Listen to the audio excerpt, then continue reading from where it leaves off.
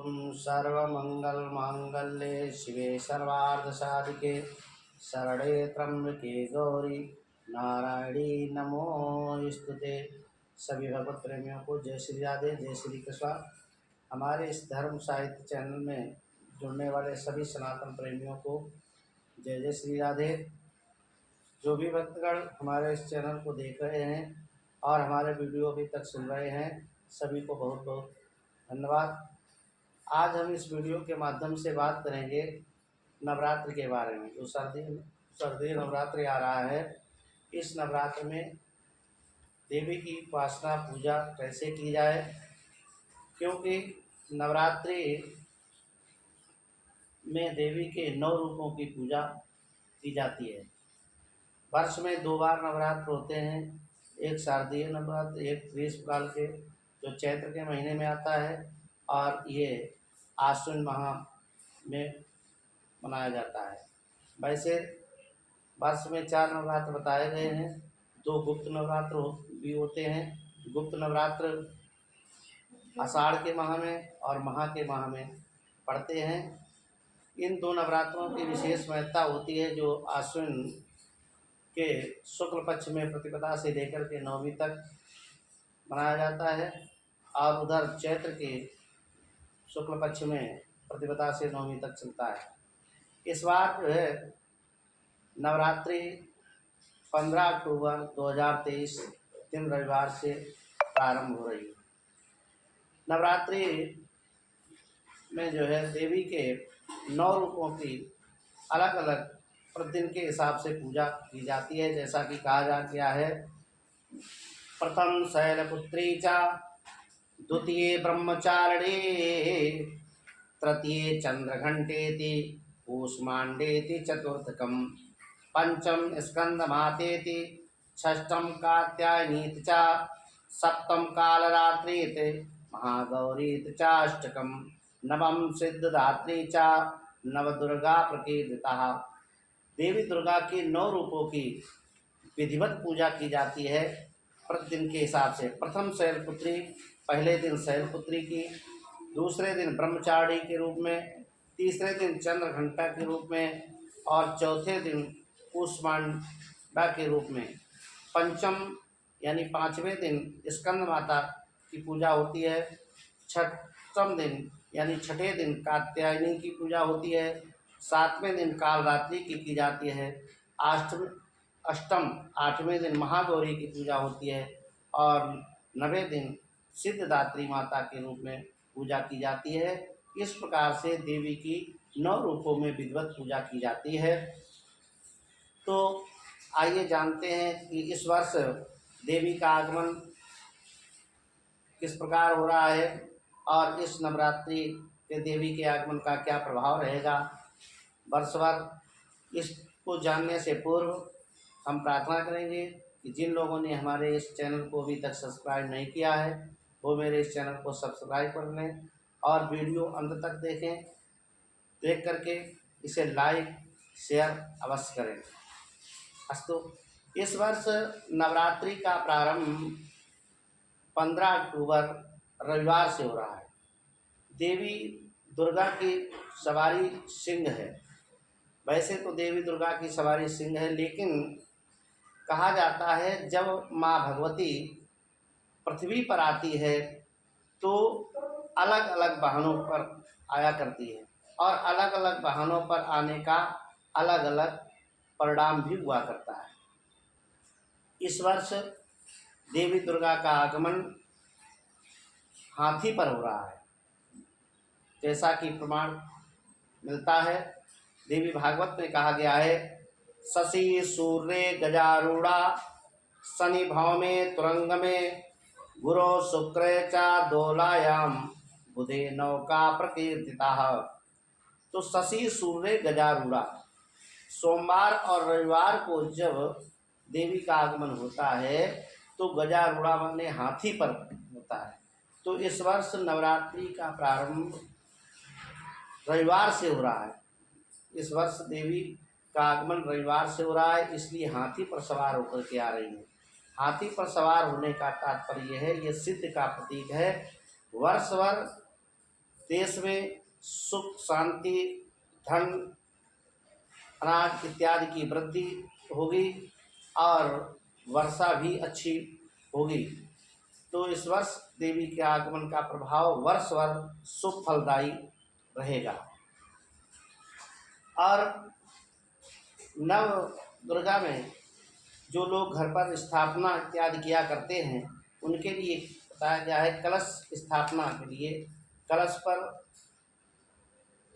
3 बार मौली लपेट करके बांधें, उस पर आम्र या अशोक के पत्ते डालकर ऊपर से उसको ढक करके और एक नारियल का लेकर के लाल कपड़े से मौली लपेट करके उसको रखें। कलश स्थापना का समय इस वर्ष जो है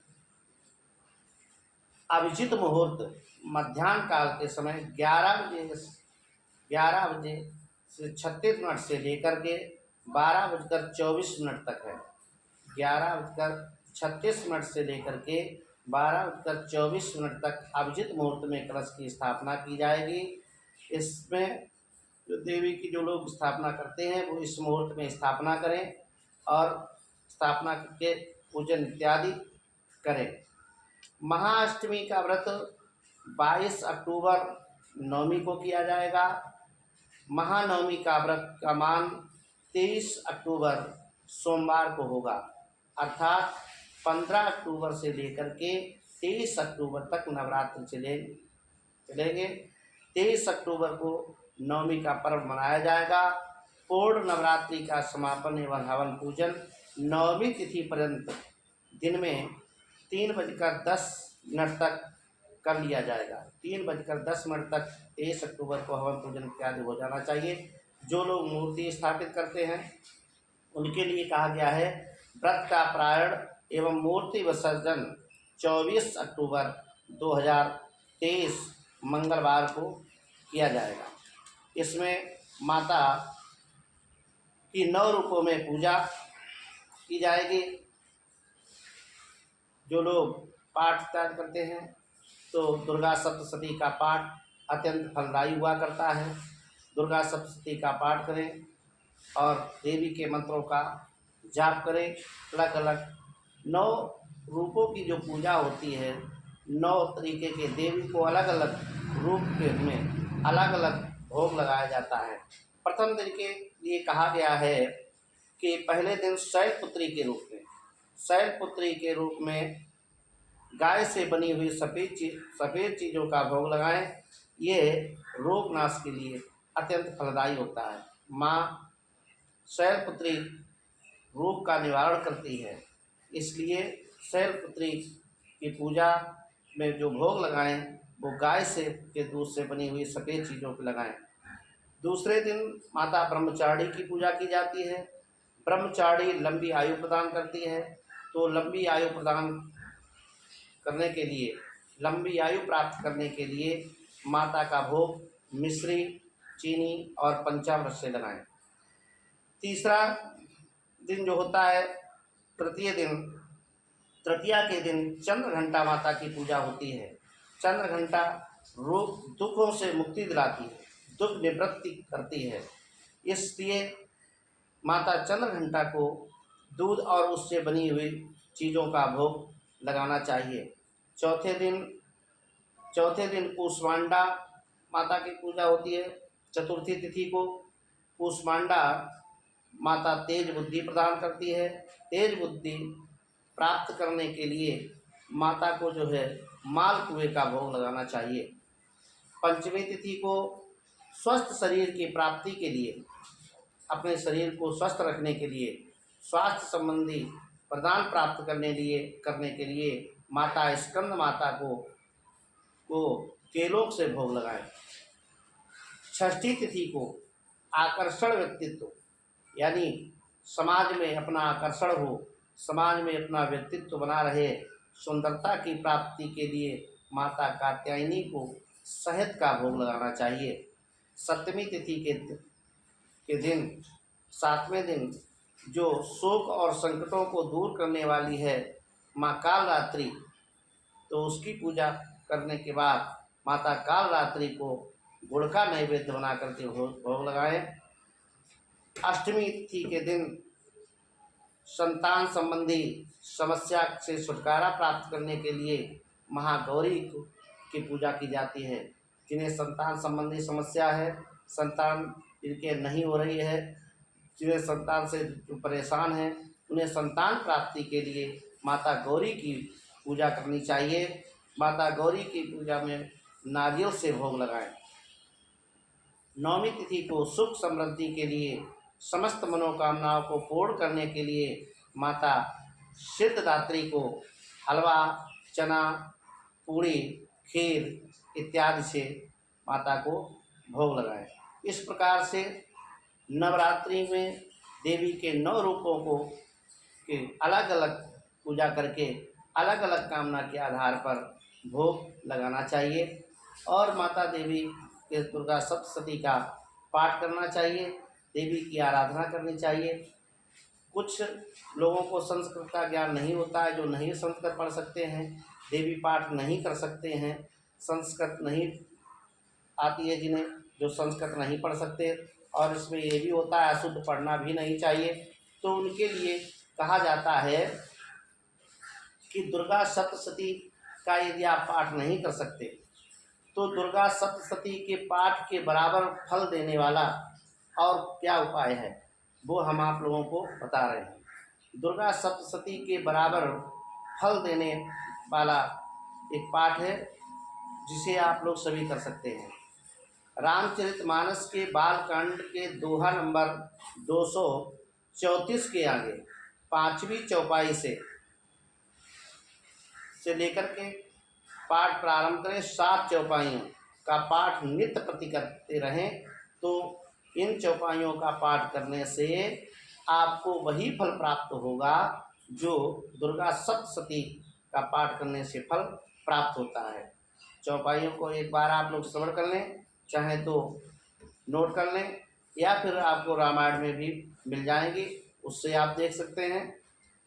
जय जय गिरवर राज किशोरी और जय महेश मुख चंद्र चकोरी, जय गज बदन षडानन माता और जगत जननी दामिन दुति गाता, नहीं तब आधि मध्य अवसाना अमित प्रभाव वेद नहीं जाना, भव भव विभव पराभव कारण विश्व विमोहन स्वस विहारिन, पति देवता सुतीयमहु मातु प्रथम तवरेख, महिमा अमित न सकई कहे सहस शारदा शेष, सेवत तो ही सुलभ फलचारी अवरदायिनी पुरारी प्यारी, देवी पूज पद कमल तुम्हारे और सुर नर मुनि सब होई सुखारे। इस प्रकार से इन 7 चौपाइयों का माता भगवती के पास बैठ करके नित्य प्रति सुबह शाम आप पाठ करें तो आपको वही फल प्राप्त होगा जो फल दुर्गा सप्तशती के पाठ करने से प्राप्त होता है। अब हम आपको कुछ उपाय बताएंगे। जो लोग अत्यधिक रोग से पीड़ित हैं, जो लंबी बीमारी से जूझ रहे हैं, जिनका रोग समाप्त नहीं हो रहा है, वो नवरात्रि में माता देवी की कैसे आराधना करें जिससे रोग से मुक्ति मिल जाए। तो माता भगवती के पास बैठ करके उनकी विधिवत पंचोपचार षोडशोपचार जिस तरीके से आप कर सकें उस प्रकार से पूजन करने के बाद आप नित्य प्रति माँ भगवती के पास 9 दिन तक स्थापना करें और माँ भगवती की ज्योत जलाएं और माँ भगवती के सम्मुख बैठ करके हाथ में पुष्प लेकर के और माता से प्रार्थना करें कि हे माता, मेरी बीमारी, मेरा रोग दोष समाप्त हो जाए, आप ऐसी कृपा हम पर बनाए रखें। और नित्य कमल गट्टे की माला से 3 माला प्रतिदिन जो जाप आप करें। मंत्र आपको हम बता दे रहे हैं, आप उसको श्रवण कर लें, नोट कर लें, या चाहें तो दुर्गा सप्तशती में भी आपको मिल जाएगा। रोगान शेषान पहिंसि तुष्टाः, रुष्टा तु कामान सकलान भीष्टान, त्वमाश्रितानां विपन्नराणां त्वमाश्रिताराश्रितां प्रायन्ति। एक बार पुनः श्रवण कर लें। रोगान शेषान पहंसि तुष्टः, रुष्टा तु कामान सकलान भीष्टान, त्वमाश्रितानां विपन्नराणां त्वमाश्रितां राश्रितां प्रायन्ति। इस मंत्र का आप 3 माला प्रतिदिन माँ भगवती के सामने ज्योत के पास बैठ करके माँ भगवती के सम्मुख आप जाप करें। आपकी बीमारी, आपका रोग अवश्य समाप्त हो जाएगा। जो समस्त बाधाओं से जूझ रहे, जिनके कोई न कोई संकट बना ही रहता है, धन धान्य की समस्या है, धन आता है रुकता नहीं है, पुत्रादि संतान की समस्या है, बाधा संबंधी संतान संबंधी अगर कोई समस्या है तो वो इस मंत्र से जाप करें तो उनकी वह बाधा समाप्त हो जाएगी। सर्वा बाधा विनिर्मुक्तो हो धन धान्य सुतान्विता, मनुष्यो मत प्रसादेनम भविष्यन्ति न संशयाः। इस प्रकार से आप विधिवत नवरात्रि में माता की आराधना करें, भाव भक्ति के साथ में आप उनका पूजन करें, आराधना करें, आपकी समस्त मनोकामनाएं पूर्ण होगी। और मेरी यही आशीर्वाद है कि माँ भगवती सबकी मनोकामनाओं को पूर्ण करे, सबकी बाधाओं को दूर करे, समस्त भक्तों को, समस्त सनातन प्रेमियों को जय श्री राधे।